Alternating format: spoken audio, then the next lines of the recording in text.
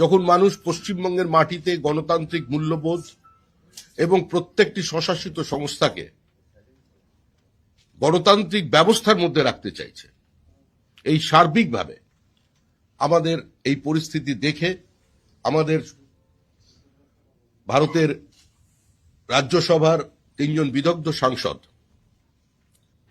নতুন করে এখানে উন্নয়নের গতি আনতে তারা আমাদের দলের প্রতি আস্থা রেখেছেন এবং আজকে আনুষ্ঠানিকভাবে আমাদের দলে যোগদান করছেন। আমি সুখেন্দু দাকে বোন সকলকে, সুস্মিতা দেবকে এবং প্রকাশ ভাই প্রকাশকে এখানে আসবার জন্য অনুরোধ করছি। সুস্মিতা দিকটা চলে এসো, তুমি ওখানে এদিকে চলে এসো।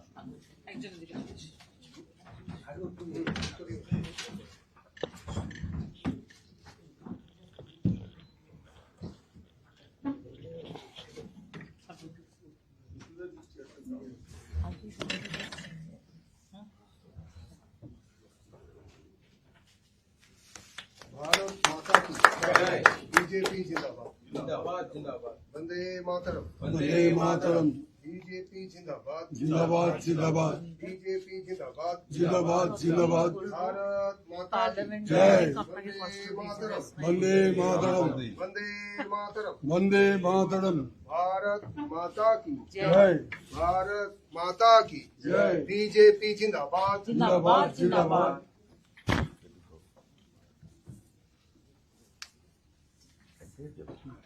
প্রকাশ প্রকাশ মুখটা ঢেকে একটু একটু এগিয়ে এবার ঠিক আছে। আর আমি তৃণমূল যখন জয়েন করেছিলাম, আমার একটা অ্যাসপিরেশন ছিল যে আমি ন্যাশনাল এক্সপ্যানশনে ইন্টারেস্টেড ছিলাম, কিন্তু আমার মনে হয় না যে ধরনের ন্যাশনাল এক্সপ্যানশন বা অ্যাসপিরেশন বা অ্যাকসেপ্টেন্স প্রাইম মিনিস্টার মোদির আছে, এরকম দ্বিতীয় কোনো নেতা আজকে এই দেশের নেই। It is a fact. আর আমি কোনোদিনই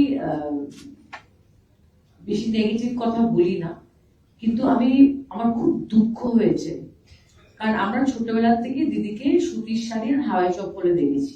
ইউ নো মাই ব্যাকগ্রাউন্ড। কিন্তু আমি এই ধরনের কারাপশন যে হতে পারে এটা আমি বেঙ্গলে এসে কাছের থেকে দেখেছি।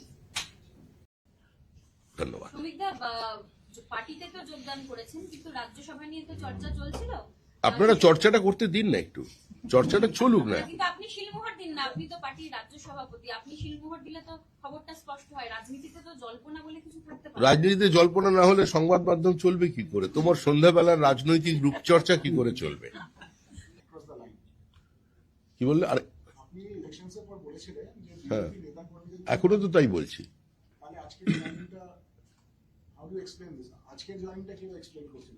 এক্সেপশন প্রুভস দ্য ল, আছে না?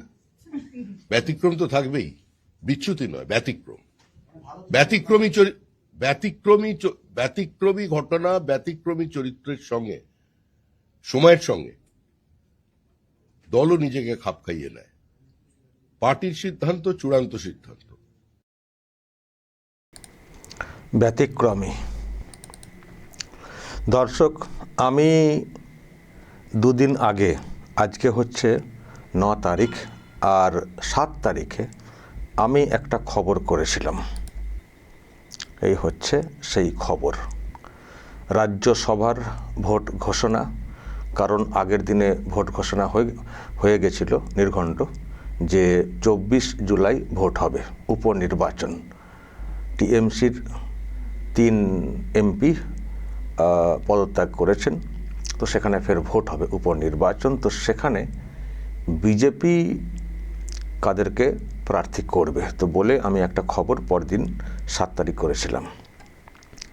নিচে লিখেছিলাম, দেখুন, চমকে উঠলেও আঁতকে উঠবেন না, অঙ্কটা বুঝুন, বলে আমি ওখানে অঙ্কটা বুঝিয়েছিলাম। তো যারা দেখেছেন তারা জানেন কি অঙ্কটা বুঝিয়েছিলাম, এবং বিজেপি কাদেরকে প্রার্থী করতে পারে তারও একটা আভাস দিয়েছিলাম। কিন্তু আজকে তো শুনলেন শ্রমিক ভট্টাচার্য উনি কিন্তু এখনও জল্পনা জিইয়েই রাখলেন, বললেন না পরিষ্কার করে যে কাকে প্রার্থী করা হবে। কিন্তু প্রার্থী ঘোষণার আগে পর্যন্ত বাকিটা কিন্তু মিলছে, নিশ্চয়ই বুঝতে পারছেন।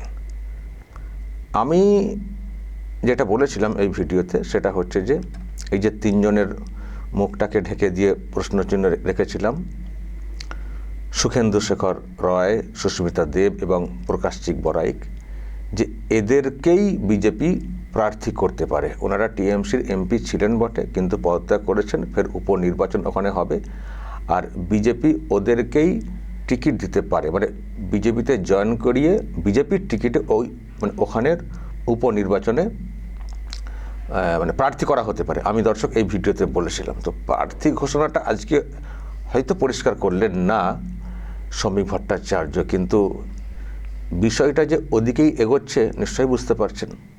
আর এটাও বুঝছেন, আরামবাগ টিভি দুদিন আগে বলে দিয়েছিল, দুদিন আগে শুধু না, আমি অনেক আগেই বলে দিয়েছিলাম, আমি একটি পডকাস্টেও বলেছিলাম যে একটা ঘটবে বিষয়, সেটা দেখে হয়তো এখানে বেঙ্গল বিজেপি যারা আছেন, বিশেষ করে নিচুতলাতে, তারা হয়তো আতকে উঠবেন, চমকে উঠবেনই।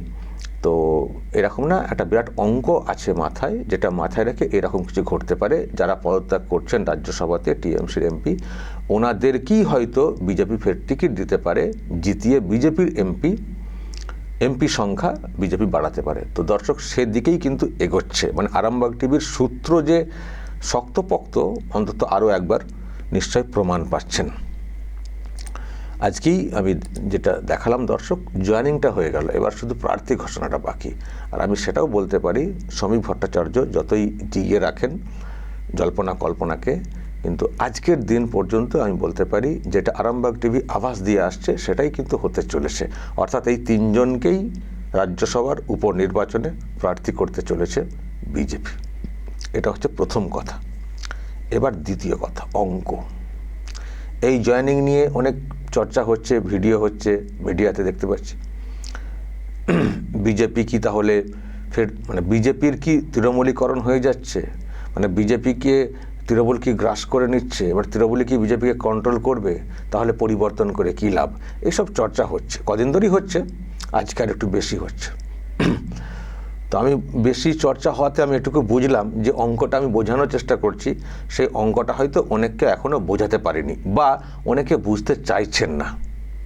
তারা শুধু সামনেটা দেখছেন, সামনেটা দেখে তারা ডিপলি ভাবছেন না, অঙ্কটা বুঝতে চাইছেন না, সেই জন্যে খুবই ঘোলাটে মনে হচ্ছে তাদের কাছে। তো সেই জন্যে আমার যেটা দায়িত্ব আর কি, অঙ্কটা বোঝানো। কারণ আমার তো লক্ষ্য একটাই, এই রাজ্যে উন্নয়ন, প্রকৃত উন্নয়ন। সেটার জন্যে কিছু অঙ্ক থাকবে, হয়তো আমার দেখতে খারাপ লাগবে, কিন্তু সেই অঙ্কটা মিললে আখেরে যে লাভ আছে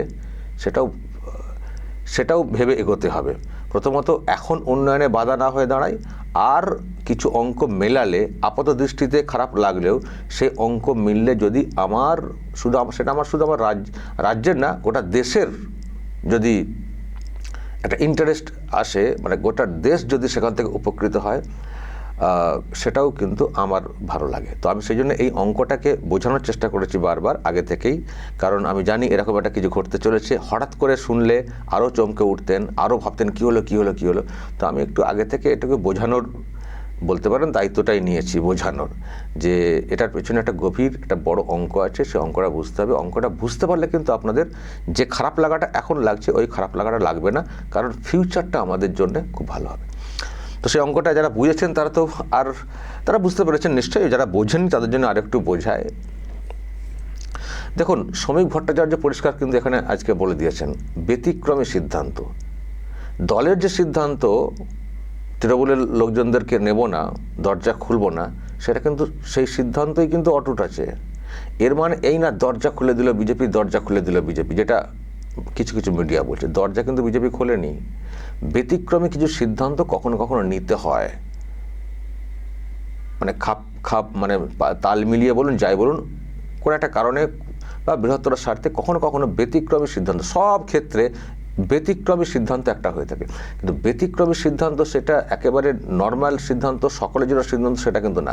শ্রমিক ভট্টাচার্য কিন্তু পরিষ্কার করে দিয়েছেন এবং আরও অনেক কথা বলেছেন, আমি সবটা শোনাতে পারিনি, যে চোর ছাচোর, 4 ঘন্টার বিজেপি, লুটপাটকারী, দুর্নীতিগ্রস্ত, এদের কোনো কিন্তু জায়গা নেই। আর এটাও বলেছেন যে আমরা তো আগেই আহ্বান করেছিলাম বিভিন্ন দলের যারা ভালো মানুষ, যারা সত্যিই দেশের মঙ্গল চান, রাজ্যের মঙ্গল চান, তারা আসতে পারেন, সেটা যে কোনো দলের, এটা তো আমরা আগেই আহ্বান করেছি। ফলে যদি টুকটাক কোথাও থেকে থাকেন তো সমস্যা কোথায়? তারা তৃণমূল করছিলেন বলে মানে যদিও আমরা একটা স্লোগান শুনি তৃণমূলের সব চোর, তো সত্যিই ভালো লোক খুঁজে পাওয়াটা মুশকিল। এখন যদি কোথাও ছিটে ফোটা কোথাও থাকেন কেউ, যেটা শ্রমিক ভট্টাচার্যের মন্তব্যে বুঝলাম যে ছিটে ফোটা যদি কোথাও কেউ থাকেন, পেরে উঠছিলেন না, বলে উঠতে পারছিলেন না, তো তাদের ক্ষেত্রে দল ভাবতে পারে এটা। কিন্তু তাও ওটা নর্মাল দল ভারী করার ব্যাপারে নয়, ব্যতিক্রমী সিদ্ধান্ত, মানে অন্য ভাবনা থেকে যে তৃণমূল কংগ্রেস করেন, আপনি ভালো বলছেন, ভালো তৃণমূল মানে চলে আসুন এই পরিবর্তনের পরে। পরিবর্তনের আগে আহ্বান ছিল, সেটা থাকে পরিবর্তনের সহায়ক হওয়ার জন্য, কিন্তু এখন তো নিশ্চয়ই তারা বাজ বিচারটা একটু বেশি করে করবে, কারণ এখন সেই জায়গায় বিজেপি চলে এসছে। ফলে র্যান্ডাম যাকে খুশি নিয়ে নেওয়া হবে, উনি ভালো বলে সেটা না, কিন্তু তবে সত্যি যদি কোথাও ভালো পাওয়া যায় সেক্ষেত্রে আমাদের আপত্তি থাকার কথা না, আমাদের কেন কোনো দলেরই আপত্তি থাকার কথা না উন্নয়নের স্বার্থে, যদি ভালো কাউকে পাওয়া যায় সেটা যে কোনো দলের। এটা হচ্ছে শ্রমিক ভট্টাচার্যের বক্তব্য। কিন্তু এটা হ্যাঁ, আপনারা আমার মনে প্রশ্ন আছে যে ভালো আছে আদৌ? তো যাই হোক দর্শক, সেটা তো গেল অন্য, কিন্তু এখানে উনি কিন্তু পরিষ্কার করে দিয়েছেন যে ব্যতিক্রমী সিদ্ধান্ত, ব্যতিক্রমী। এখন এই ব্যতিক্রমটা কি? ওই যে অঙ্ক যেটা বলে আসছিলাম, আমি ছোট্ট করে বলে দিই অঙ্কটা কি। অঙ্কটা ওটাই, আজকে ওনারা ঘোষণা করলেন না কাকে প্রার্থী করা হবে, কিন্তু আমি বলছি আবারও যে এনাদেরকেই প্রার্থী করা হবে। সেরকমই হয়তো কোথাও কিছু কথা হয়ে থাকতে পারে, না হলে ওনারা কেনই বা পদত্যাগ করতে গেলেন? এখনই তো ওনাদের পদত্যাগ করার তো কোনো প্রয়োজন ছিল না, ছিল কি? আরে এখানে টিএমসি হেরেছে তো কী হয়েছে? রাজ্যসভার এমপির কী সমস্যা হতো? লোকসভার এমপি হলে তাও না হয় সায়নীকে দেখলেন কত কি বললেন এলাকার মানুষ, তার একটা এলাকা থাকে, লোকসভার এমপিদের একটা এলাকা থাকে, রাজ্যসভার এমপিদের তো কোনো এলাকা থাকে না, ওনারা দিব্যি এনজয় করতে পারতেন, পদত্যাগ করার কোনো প্রয়োজন ছিল না। তো আমার মনে হয় কোথাও একটা কথা হয়েছিল দর্শক, এটা আমার ধারণা, আমি বলছি না যে দলের কেউ আমাকে বলেছেন, এটা আমরা বুঝতে পারছি কোথাও হয়তো কোথাও কথা ছিল, চলে আসুন বাকি ব্যবস্থা করে দিচ্ছি, আপনারা এমপি হবেন, জাস্ট এটা চেঞ্জ করে নিন। আসলে এটাও মনে হয় ওর করতে হতো না, হয়তো বলবেন লোকসভারও তো অনেকে এদিক সেদিক করেছেন, তো পদত্যাগ না করিয়ে বা নতুন করে উপনির্বাচনে না গিয়ে তো ওনাদেরকে বলে টলে, বা যদি ওনাদের সদিচ্ছা থাকে এদিকে আসার, ভোটটা আদায় বা সমর্থনের ইচ্ছা থাকে তো শুধু ভোটটা আদায় করে নিলেই তো হতো, যখন ভোটাভুটি হতো কোনো বিল পাশে। তো পদত্যাগ করিয়ে এটা কেন? এখানেও অঙ্কটা বুঝতে হবে, ওটা হয় না। লোকসভাতে যেটা হয়েছে টিএমসি, সেটা হচ্ছে 2/3 একসঙ্গে বেরিয়ে গেছেন, কিন্তু রাজ্যসভাতে যারা আছেন টিএমসির এমপি, সেখানে 2/3 কিন্তু এদিকে আসতে চায়নি, তার থেকে কম, আর তার থেকে কম এলে হবে না। 2/3 একসঙ্গে এলে নতুন করে ভোটের কোনো প্রয়োজন হতো না, একসঙ্গে জয়েন করানো যেত, যেমন আপের ক্ষেত্রে হয়েছে, নিশ্চয় মনে আছে। তো এখানে তো সংখ্যাটা অতটা না, কম, তো কম হলে হবে না। আর অন্য দলে থেকে ভোটাভুটিতে ওইভাবে দেওয়া যাবে না, তিনি আবার দলত্যাগ বিরোধী আইনে পড়ে যাবেন। তো যেহেতু সংখ্যাটা কম হয়েছে 3 জন, সেই জন্য তারা পদত্যাগ করে দিয়েছেন, ওখানে বিজেপির টিকিট দিয়ে জয়ী করিয়ে সংখ্যাটা বেড়ে গেল। বুঝতে পারছেন কথাটা? ওখানে যদি 2/3 একসঙ্গে আসতো তাহলে কিন্তু এটা দেখতে পেতেন না, উপনির্বাচন দেখতে পেতেন না। দেখুন, ভিতরের সব ব্যাপার আমি আমার ব্যাখ্যাটা বলছি আপনাদের বুঝতে সুবিধা হওয়ার জন্য, অনেকে আপনারা বুঝতে পারছেন না, বুঝছি আমি। তো যেহেতু ওইরকম কোনো জায়গা নেই, কিন্তু আমার রাজ্যসভার এমপি সংখ্যা বাড়াতেই হবে, কারণ বিলগুলো পাস করাতে হবে, সেই বিলগুলোর ব্যাপারে পরে আসছি। তো বিল পাস করাতে হবে, তো সুতরাং উপায় এটাই ছিল, পদত্যাগ করাও, ফের টিকিট দাও, জার্সি করে এমপি করিয়ে নাও, নিয়ে ভোটাভুটিতে পাস করিয়ে নাও, বিল পাস করিয়ে নাও। এটা হচ্ছে পরিষ্কার অঙ্ক দর্শক, সেই জন্য পদত্যাগ করানো হয়েছে এবং ওনাদেরকেই টিকিট দেওয়া হচ্ছে, না হলে ওনারা কেন পদত্যাগ করতেন? আর পদত্যাগ না করলে ওই 3টে সিটও তো বিজেপির পক্ষে আসতো না। তো এই মুহূর্তে বিজেপির এমপির সংখ্যা জরুরি যে রাজ্যসভাতে, সেটা জরুরি যে, ফলে সেই জন্য এই পার্টটা হয়েছে। এবার বিলগুলো কি, কেন ন্যাশনাল ইন্টারেস্ট বলা হচ্ছে? দুটো ব্যাপার আছে, বিজেপি দল এইসব করছে, নিশ্চয়ই তার একটা পলিটিক্যাল ইন্টারেস্ট আছে, এটা ব্যাপার। আর বিজেপি তো ওটা বলবে না যে আমাদের ইন্টারেস্টে, বিজেপির যেটা বক্তব্য ন্যাশনাল ইন্টারেস্টে, কিন্তু সত্যিই সেটা আছে, শুধু বিজেপির ইন্টারেস্ট না, সত্যিই ন্যাশনাল ইন্টারেস্ট আছে। কি বিল পাস করানোর কথা বলুন তো দর্শক? একটা হচ্ছে মহিলা বিল, 2 হচ্ছে তার সঙ্গে ডিলিমিটেশন, আর 3 হচ্ছে এক দেশ এক ভোট। আমি এই তিনটে বিষয়কে আমি গুরুত্ব দিয়ে বলছি, আরও অনেক কিছু আছে। এই 3টে বিষয়ের মধ্যে 3টেরই কিন্তু ন্যাশনাল ইন্টারেস্ট আছে। প্রথমত মহিলা আসন সংরক্ষণ 33% মহিলাদের জন্য অবশ্যই একটা বিরাট ব্যাপার। গোটা দেশ জুড়ে মহিলা প্রতিনিধিত্ব এটা বাড়ছে, বড় ব্যাপার। 2 হচ্ছে ডিলিমিটেশন, মানে আসন সংখ্যা বৃদ্ধি হবে রাজ্যসভাতে। আরও ছোটো ছোটো কেন্দ্র, ছোটো ছোটো এলাকা নিয়ে লোকসভা কেন্দ্র হবে। এখন আমাদের রাজ্যে 7টা বিধানসভা নিয়ে একটা লোকসভা কেন্দ্র, সেটা কমে 4টেতে দাঁড়াবে। তাহলে ছোটো ছোটো এলাকা হলে আরও ফোকাস করা যাবে উন্নয়নে এটা। আর 3 ন্যাশনাল ইন্টারেস্ট আমার মনে হয় সব থেকে বেশি ওটা, এক দেশ এক ভোট। একবারই ভোট হবে লোকসভা বিধানসভা একসঙ্গে, 5 বছর ছাড়া একবার একসঙ্গে ভোট হবে। একই টেবিলে 2টো ইভিএম থাকবে, লোকসভা এবং বিধানসভা। এক খরচ, এক প্রচার, এক মডেল কোড অফ কন্ডাক্ট। সবথেকে বড় কথা, আমাদের বাংলাতে অশান্তি যা হওয়ার একবারই হবে। যদি অশান্তি তো এরপর আর হবে না, সে অর্থে মানে খুনোখুনি যেটা হতো না বারবার, সেসব অনেকটাই কমে যাবে। কত খরচ বাঁচবে জানেন? কত খরচ বাঁচবে? কমিশনের যে খরচা, এবার সরকারি টাকা তো, কত খরচ বাঁচবে? তো সেটা কি ন্যাশনাল ইন্টারেস্ট না? লোকসভা বিধানসভা একসঙ্গে হবে, আর লোকাল বডি পুরসভা পঞ্চায়েত সেটাও ওর 3 মাসের মধ্যে কমপ্লিট হয়ে যাবে। মানে ভোট যা হবে একবারে সব এক পার্টে সব কমপ্লিট 3 মাসের মধ্যে। তারপর 5 বছর শুধু কাজ শুধু কাজ শুধু কাজ, মাঝখানে আর কোনো পলিটিক্যাল চর্চা হবে না। আবার যখন ভোট হবে তখন পলিটিক্যাল চর্চা শুরু হবে। তাহলে এই যে পলিটিক্যাল চর্চাতে মিডিয়া ব্যস্ত, মানে এইসব করে উন্নয়নে কী দরকার না দরকার সেসব বলে না, প্রচার করে না। আর পার্টির লোকেরা ওই নিয়ে ব্যস্ত, রিয়াকশান দিতে ওই নিয়ে সব ব্যস্ত। মুখ্যমন্ত্রী প্রধানমন্ত্রী তাকেও বারবার ওই সব নিয়ে হেডেক থাকতে হয়। তো উন্নয়নটা কবে হবে? না সারা বছর। আর পলিটিক্যাল চর্চা মানে এমন হয়, আপনারা দেখেছেন তো, উন্নয়নের কাজে ব্যাঘাত ঘটে। আর model of code of conduct চালু থাকলে এই ভোট হচ্ছে 3 মাস মডেল কোড অফ কন্ডাক্ট, আবার বিধানসভা ভোট হবে 3 মাস বা আরও বেশি বা কম বেশি, আমি বলছি 3 মাস না হলেও একটা থাকে না certain period, model code of conduct, নতুন করে প্রকল্প করা যাবে না। পুরসভার ভোট হবে, মডেল কোড অফ কন্ডাক্ট। তো এই তো চলে তো, তাহলে কাজটা কবে হবে? আসলে কিছু পলিটিক্যাল পার্টি এইসব করে কাটাতে যায়, উন্নয়ন না করে, সারা বছর পলিটিক্যাল কচকাচানি করে উন্নয়নের বিষয়টাকে ধামাচাপা দিয়ে। তো এইসব আর হবে না। তো এটারও তো ন্যাশনাল ইন্টারেস্ট আছে। তো এইগুলো হলে তো ভালো। তো এই বিলগুলো পাস করাতে গেলে একটা নাম্বার লাগবে, যেটা এনডিএর কাছে পর্যাপ্ত নাম্বার নেই। এনডিএ সরকার গঠন করেছে 272 বেশি সিট, সেটা নো ডাউট সরকার গঠনের ক্ষেত্রে যথেষ্ট। কিন্তু বিল পাস করাতে গেলে 2/3 মানে প্রদত্ত ভোটের 2/3 সমর্থন প্রয়োজন। সেই অঙ্কটা এনডিএ মেলানোর চেষ্টা করছে। যেহেতু ভোটের মানে শর্ট আছে, এদিক থেকে আনার চেষ্টা হচ্ছে। লোকসভাতেও এদিক সেদিক করে ম্যানেজ হচ্ছে, নিশ্চয়ই বুঝতে পারছে, সবটা ভেঙে বলবো না। আর রাজ্যসভাতেও যে যে সংখ্যাটা আছে এনডিএর পক্ষে, সেখানে শর্টেজ আছে, সেটা বৃদ্ধি করার চেষ্টা হচ্ছে। Simple matter.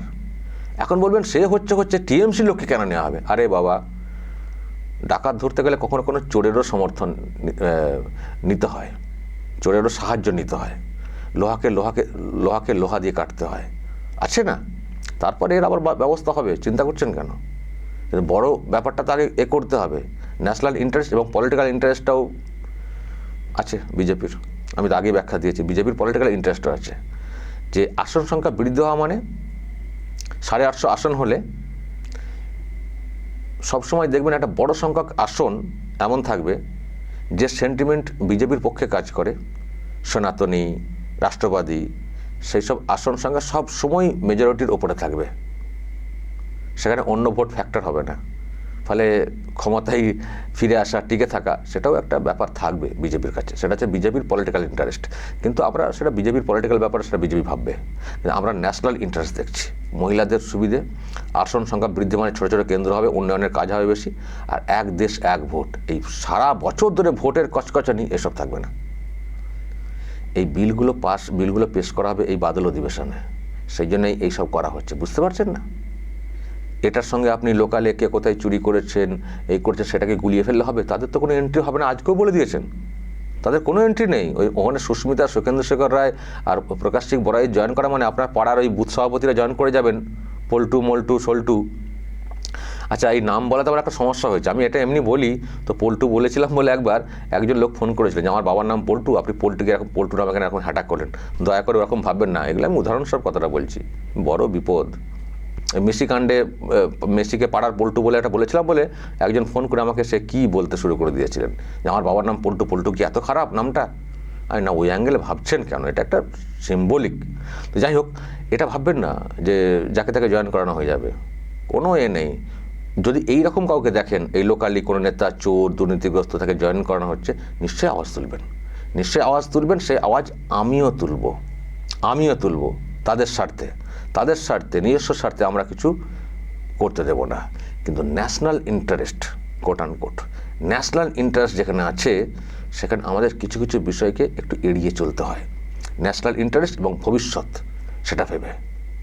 চোর ডাকাতদের ব্যবস্থা তো হবেই, কিন্তু এখন ওটা যে খুব জরুরি, ওটার জন্য যদি কোথাও এদেরকে একটু কাজে লাগানো যায় ছলে বলে কৌশলে, তো সমস্যা কোথায়?